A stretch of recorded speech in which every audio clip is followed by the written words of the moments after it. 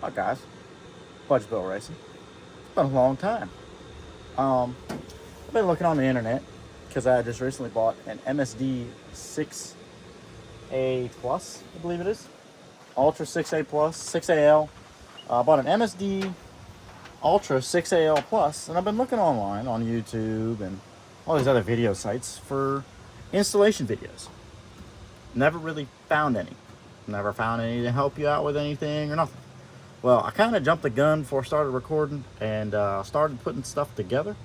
But I can at least give you guys kind of the idea that you need to install said 6AL Plus or any 6AL MSD box, as well as a magnetic distributor, which I've yet to put the distributor in. I don't know if I can include that in this video because it's all going to be on one part and on one solid video because I don't have the storage on my phone or any editing capabilities anymore to really bring multi-parts. So right here, we'll start with this. I'm stepping all over it.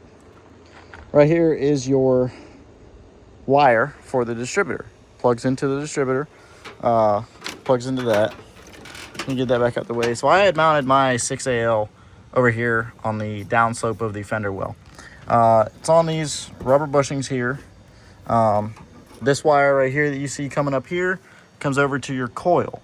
Your black wire is your negative, your orange wire is your positive. Now right here, these are all your accessory wires, like your launch control, which should be the dark blue wire, or your two-step is the dark blue wire, launch control is the pink wire, and your burnout rev limiter is the light blue teal wire. The white and gray, I can't remember what they're for. I've got the manual for it over there. It sends you paperwork and everything. Obviously, you got your big red wire coming off of here. Comes to directly to your battery. Don't judge my wiring situation here. It doesn't look good, I know.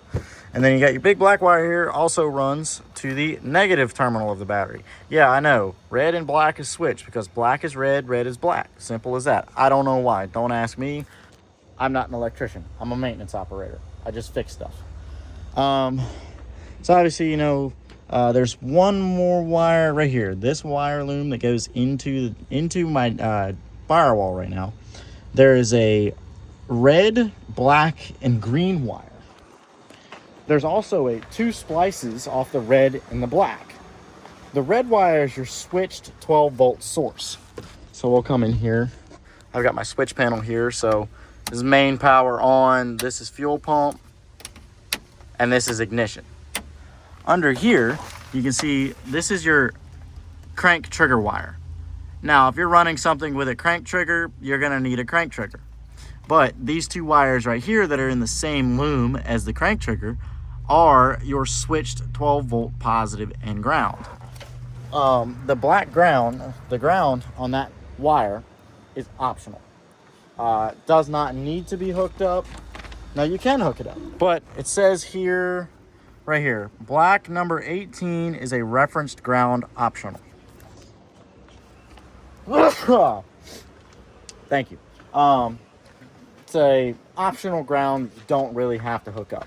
Now, like I said, I showed you when I first started the plug for the distributor. You've got this right here. It's the same plug. It only goes in one way. Now, this is a MSD Pro Billet distributor. In the book that I have over here, in this paperwork here, you'll have a whole bunch of different setups on how to wire in, let's say, like a HEI distributor with vacuum advanced. You can run that, or you can run a magnetic distributor or a points distributor, or, you know, even with a Ford, you can even run a Ford Duraspark distributor.